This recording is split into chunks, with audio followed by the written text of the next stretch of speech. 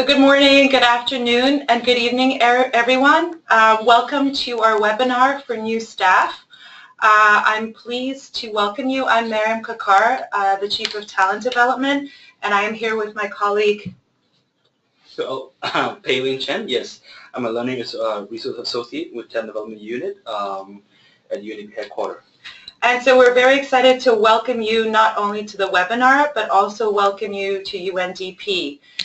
Some of you may already know that we have these monthly webinars for all new staff, and it's a way for you to both get to hear from one of our senior leaders who's here with us about their insights, their leadership journey, and as well as an opportunity for you to ask them questions.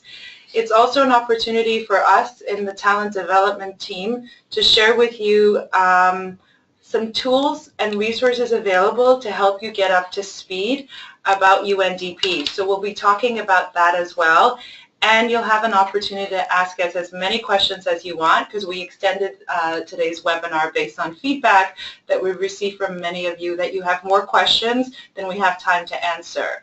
So that is the format. It is going to be very informal. We do ask that as questions come up that you use the chat function, and both Pei-Ling and I will be addressing those questions either online or offline. I am really excited. Judith Karl is here with us today. Judith is the Executive Secretary of UNCDF, and many of you have already seen the bio that we shared with you. Judith will talk a little bit and also will have the opportunity to answer some questions that you may have. So Judith, thank you very much for joining us on this cold and dreary morning. Yeah, go ahead. Okay. You're live. Great. Okay, well, hello everyone, and I wish I could see you all, and I wish you could see me, but I'll talk into this device, and I'll be really interested for the question and answer period to hear what kinds of questions you have. You know, for me, my entry into the organization is actually a quite astonishingly long time ago, because when I think about it, you know, I've been with UNDP for going on exactly 25 years now, and I still feel very young. I still feel a bit like a novice. She looks at you. Yeah. And I remember those days very well, but I also recognize that the organization and the world and our prospects for careers and even the culture of the organization has changed so much in those 25 years. And so it's really interesting when I was asked, you know, what is my leadership story, to try and figure out what that is. And the first thing I want to say is, you know, when I left university, I went into the private sector for about 8 years, and I was working in management consulting in the private sector. And while I enjoyed it very much, I felt as if the ideologies that I had for where I wanted to be able to assist change in the world and improving people's lives and so on were really not being served to the degree that I wanted. I was able to be creative, but I didn't feel that I was able to kind of influence positive change in people's lives. And I found out about the work of the UN. I went back to school. I got my master's, and lo and behold, I think I entered the UN system probably in the strangest way of any person that I've heard of, and it was possible back then. I started as a typist, and I was in graduate school, and I needed a part-time job to get me through graduate school, and UNDP had a part-time temp position and in the personnel training section. So I came in as a temp. And within a month, I was offered a consultancy contract with UNDP. Clearly moved me off the the temp desk, because I had been a vice president in the banking sector in the private sector, and I started as a management advisor in the training section for a number of years until I got my master's degree, and then I was shipped off to Mali as my first post as an assistant res rep back in those days. So what I want to say about that is that at once it was a shock to my system to move from being in a very responsible position in the private sector to being told that my past experience really had no relevance at all in the current setting, and I was brought in at the most junior level of anyone in my class, and that was with 8 years of private sector experience up at the vice president level. And I credit the fact that I came in with a very, very clear sense of what my North compass point was. And that was really the values in the UN Charter, the values of the UN system, and the prospects of being able to be instrumental in helping to improve people's lives around the world. I had none of the tools to do any of that, mind you. And I think the hesitance of the organization, but also the willingness of the organization to take a chance on young people coming in with a tremendous ideological desire to make change, but not necessarily with the tools to work their way through what is admittedly a chaotic, not always very logical, or on the surface of it, very effective organization. It's a big leap of faith. And you're taking a big leap of faith as an individual, but also the organization is taking a big leap of faith, because I think what the organization knows is that it is the motivation that you come with, the creativity and the youth and the kind of just desire to help that makes this organization innovative, that makes UNDP able to look at new ways, look at development and looking at changing people's lives in new ways, being able to really walk the talk of transparency and integrity and equality, and understanding how you take the ideologies that are in the UN Charter and in UNDP's mandate and how you turn those into practical solutions. And I think a lot of what has driven my career and my decisions about where I wanted to be has been kind of a constant reminder to myself, and I'm not making this up, and I'm not like pretending that there's some high philosophy that didn't really exist. I was very frustrated when I joined UNDP at first. I was coming from a very structured, effective private sector, and I was just blown away by what I found in UNDP, and I thought, how is this even possible? These people how can they operate? And I thought I had something to teach everyone. And it took me a few years to realize that they actually had a whole lot to teach me. And that we're dealing in an incredibly complex political economy that goes beyond anything that I had ever experienced in an office, in a bank, or in a real estate department, or in even a very competitive private sector division. We're dealing with a political economy of member states, of UN system, of diverse cultures, of politics, of political parties, of so many different dynamics, and that the balance of all of those interests is what we see as chaos. So there's kind of big chaos and little chaos. The little chaos of an office that may not be run very effectively, and that can be frustrating. But then there's just the bigger chaos of the political economy of the world that we're navigating. And a lot of what I think my keeping my focus and my motivation and my due north in my career was always reminding myself that it's kind of the UN's job, and UNDP in particular, with this very strong focus on governance and on helping governments to better serve their citizenry in so many ways, through inclusion, through poverty eradication, through being better at governance overall and more transparent, that all of these are fundamentally chaotic processes.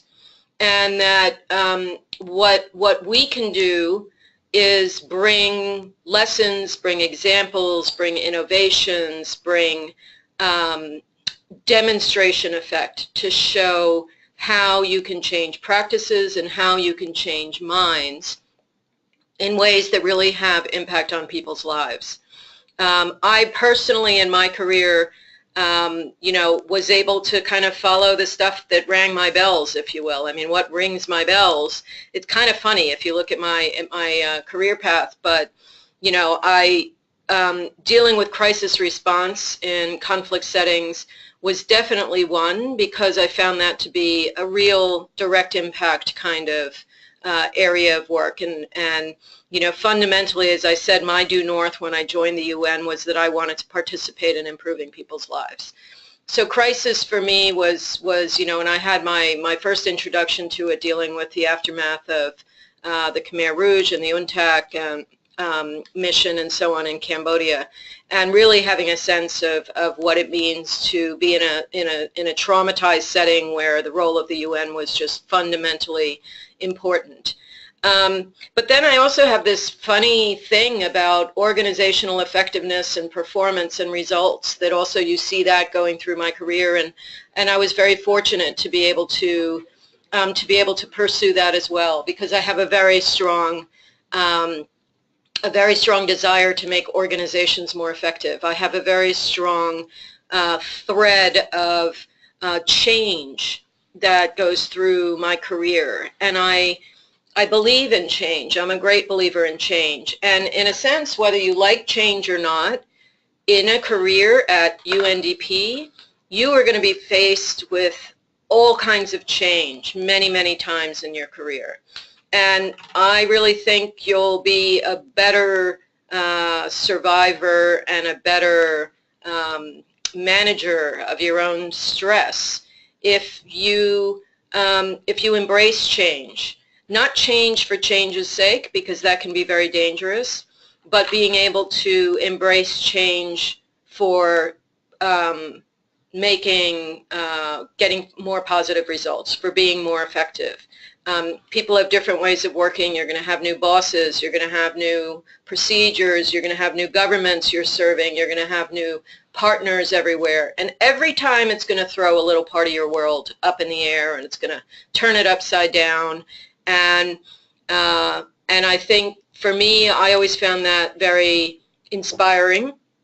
And it was always something that I wanted to participate in and use it as a positive thing rather than a negative thing, because it can feel like it's causing you to backtrack. But I think change is terribly important. Also, people can get very mired in their ways of doing business, and change is a great way to shake things up a bit, get people to think about new things. So, my career, I think I did not start with a game plan. So I don't want to pretend that I set out and said, I'm going to be a res rep. And thank heavens I didn't start with a game plan, because I didn't end up being a res rep. I never made it there. I veered off because of family.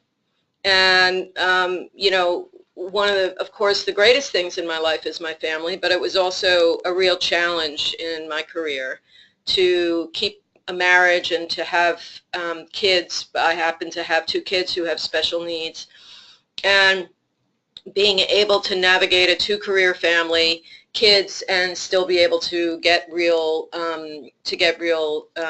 benefit and joy out of my work.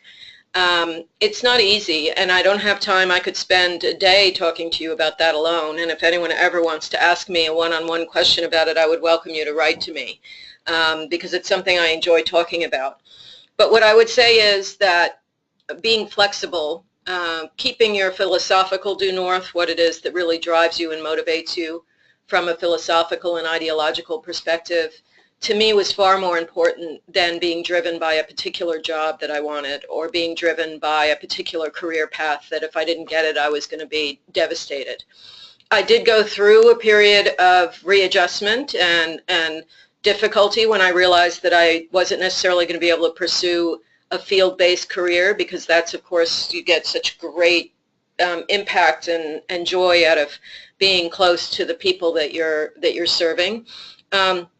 but I was able to get through that and find other ways to contribute by being engaged at the corporate level, which is very important to me for organizational performance, because I have a tremendous loyalty and belief in UNDP, even when it's going through a difficult financial time now. I think UNDP is a very special and necessary organization. So contributing corporately was something that I really cared about. And of course now I'm in a place where I couldn't be happier, UN Capital Development Fund that does great work. So I think that that being able to go, sometimes serendipitous opportunities turned up and I was able to grab them. Sometimes I had to go out there and create my own new reality because my husband was moving or because my kids needed some different kind of thing. And to just be flexible and not be locked into one career path. I think a lot of people, a lot of my colleagues also along the way have left, taken special leave for a couple of years and gone and done something completely different or hopped to different agencies. And I think that's all so great in terms of exposure. I mean, the furthest I ever went was to move into the interagency arena for a number of years, so to sort of take a half step out of UNDP and go into the interagency arena in crisis recovery and response. And it's very refreshing. You meet a whole other set of people and it gives you great perspective, so I highly recommend that. I think I've spoken for a long time. I think maybe it would be good to pause for some questions. You received a few questions last night. I didn't know if you wanted to address any of those or go directly to the live questions. Maybe, I think maybe I touched on some of them along the way. Maybe just a little bit in terms of where UNDP is right now, and so a lot of you are joining an organization that's going through a big moment of change because we're seeing, big changes in the development landscape. Big changes in the financial landscape of development assistance, big shifts coming out of the SDGs and the Addis Ababa agenda, but also with the migration crisis and the political changes in the North, are having a big effect on the prospects of an organization like UNDP and other parts of the system financially. And what I would say about that is that qualifies as one of the big changes that I mentioned earlier about sometimes you have little chaos and sometimes you have big chaos, and this is sort of a big chaos moment for us. And I believe that organizations that are agile and that invest in new thinking, which I think UNDP does, all of you are evidence that UNDP is invested in new thinking and bringing new ideas into the organization. That organizations like that aren't afraid of change do turn these corners. And UNDP has turned these corners many, many times and very successfully over its career. I've been through so many of these. I can't tell you how many of these we've been through. The fortunes of the organization have gone up and down over the years with the global politics. We will turn this corner. We're still a strong organization in many ways, and we will use those strengths to turn the financial corner. But it's not going to come as a manna from heaven. It's not going to come because headquarters solves it for us somehow, or some little group sitting in a resource mobilization unit in, on whatever floor in New York is going to somehow make a miracle breakthrough with an old traditional set of donors. It's going to come through a lot of innovation at the country level, a lot of partnering and innovation and thinking about new ways of doing business. So much of UNDP's success over time has happened because folks in country offices have come up with great new ideas and ways of working, and it's seeped up. It gets picked up, it gets replicated, and the innovation is much more likely to happen where you folks are, frankly, than it is going to happen in the bureaucracy sitting here in New York. And that's what's so great about being in a decentralized organization like UNDP, is there are over 135 different poles of innovation out there that have the authority and the accountability to do things differently, our country offices. to find new partnerships, to find new ways of doing business. And it's one of the things that drives people to want to be RRRCs, to want to be country directors, or to want to be in the positions that you're in, is to be part of that new way of thinking. So I think those are the opportunities, and trying to be part of that process is one of the great joys of being part of UNDP. Yeah, so maybe I'd pause there then and take some new questions. There's a question on innovation, and it comes across that innovation is something that so I'll paraphrase the question. You mentioned innovation, and innovation is a buzzword at UNDP.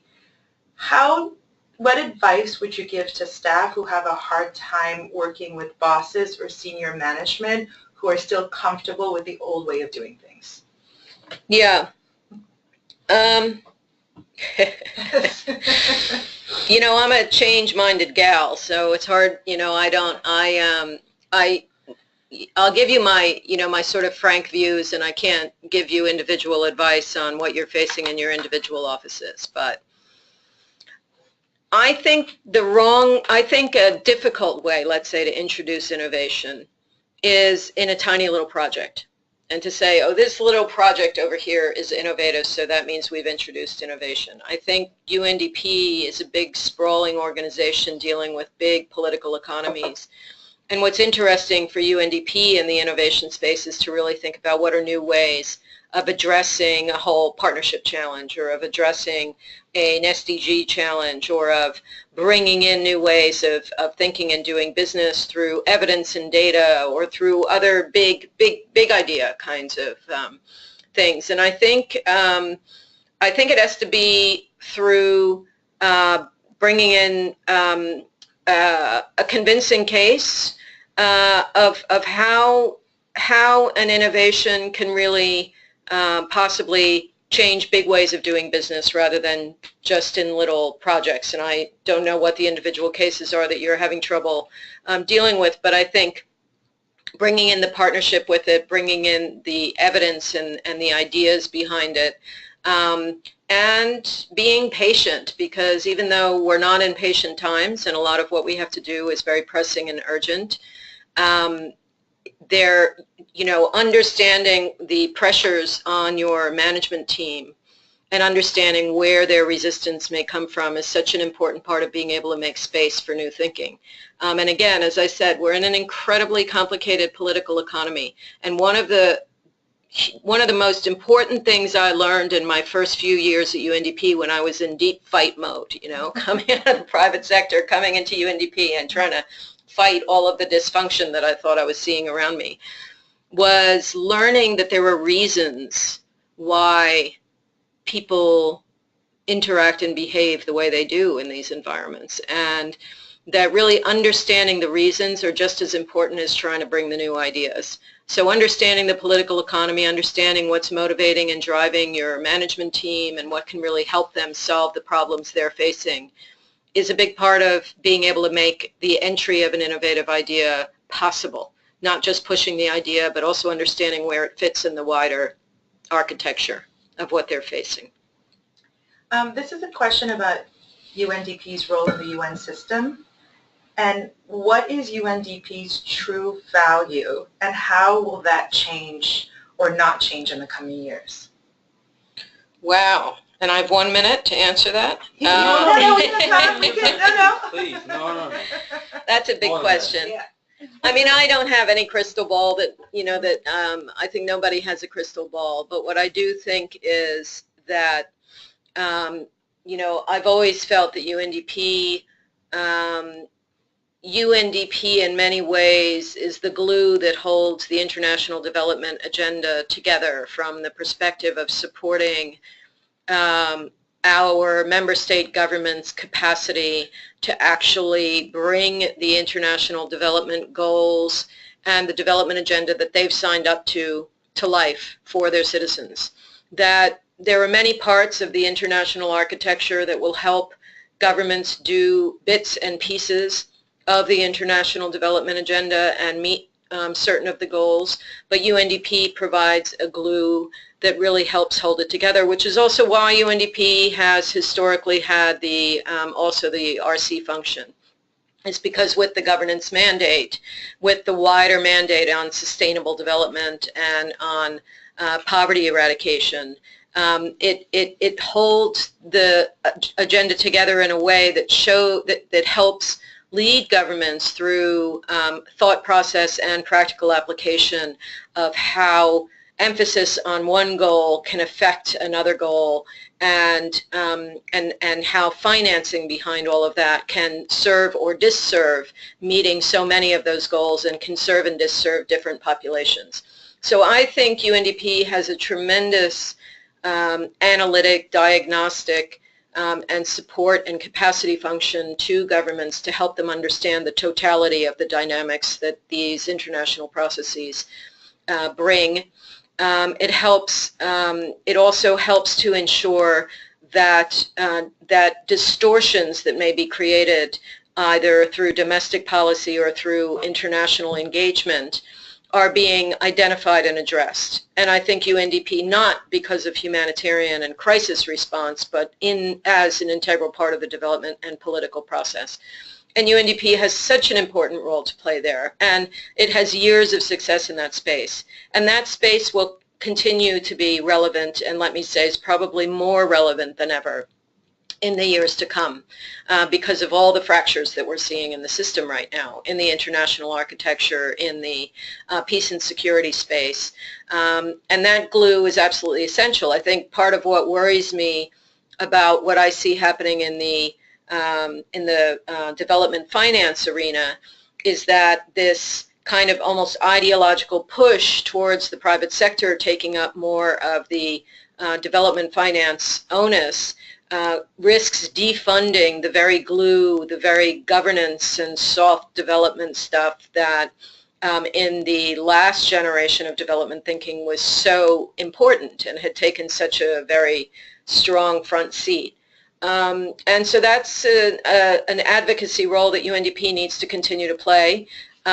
We need to be very careful about letting this focus on the private sector isn't going to become the next development finance source. That's not what they do, and that's not what they're good at. Are they important partners in the process of achieving development goals and of being socially responsible and so on? Absolutely. But they're not the new vehicle for development finance that will continue to be very much public funding and other forms of finance that need to keep focusing on the soft stuff. And UNDP, I have strong faith when it turns this corner, will be immensely relevant, continue to be immensely relevant, and you know we will see that through any reforms that happen in the UN system. And I don't have a crystal ball there. I can't tell you what I foresee in terms of the long-term RC system, in terms of where the U.S. is going to land and where the management reforms coming from any potential defunding may come from. But there are a lot of member states out there that have a strong stake in the success of this system, and they will step up. Thank you. Do you have time for one or two more questions? Sure. Okay. This is about performance at UNDP. Where do you see the biggest gap in program in terms of performance and in operations? Well, you know, I've been, I can talk about from my time when I was leading the, OSG, and what I saw in terms of UNDP's performance. I personally think that when an organization claims a mandate and claims a practice leadership role, that has to go with thought leadership. And that when you claim thought leadership, you also need to have the evidence to back up the claims that you make. So one of the areas where I felt over the years that UNDP was a bit behind the curve, and we're getting better at it, I have to say, is in being an evidence-based organization, being driven by by what quantitative and qualitative data really tells us, being able to summon the evidence, being able to analyze the evidence, and being able to use that as the platform for the advice and the work that we do with governments. Ultimately, one of the biggest areas where governments lack capacity is in access to analysis of data that is serving the achievement of the SDGs in the way that I was talking about before, across the entire agenda, and what the different give and take is. If you focus here and not there, what that means to improving people's lives and inclusion and so on. So for me, I think being evidence-driven, understanding where it is, and being quite clear about where UNDP wants to provide thought leadership, and then being able to present that value proposition in a way that's well supported, I think is something that UNDP always needs to remind itself of and do better on. So we've done it well. Sometimes we do it really well for a while, and then we kind of rest on our laurels and forget for a while, and then we get back involved again. Operationally, we need to be efficient. We're in a world now, and particularly the more we start working potentially with private sector partners, if we're slow and bureaucratic and ineffective, we're not going to survive that partnership value proposition. And so really keeping the pressure on our our management service colleagues to be able to cut down on the bureaucracy and be effective is probably our biggest challenge. And the last question actually leads exactly what you said, which is about the efficiency in the private sector. And the staff member applauds that someone from the private sector has joined UNDP, and that in your experience from having worked in the private sector, what are some of the quick things we can do to become efficient like private sector organizations? I'm not convinced we can ever become, let me say first, I don't think we're necessarily going to become as efficient as private sector firms, simply because we have a completely different set of issues that we're dealing with, because we're an intergovernmental body, we're the UN, we have all kinds of other issues on us. But what I would say is probably in my experience, having worked also in the crisis arena, where preparedness and speed are absolutely essential, is that probably one of the biggest boosts in a bureaucratic system like ours to effectiveness and speed is having mechanisms in place before you need them.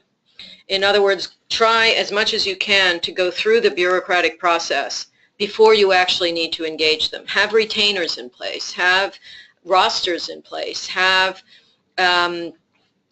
your agreements already legally vetted, have standard basic agreements, in the back drawer ready to go once you meet your partners.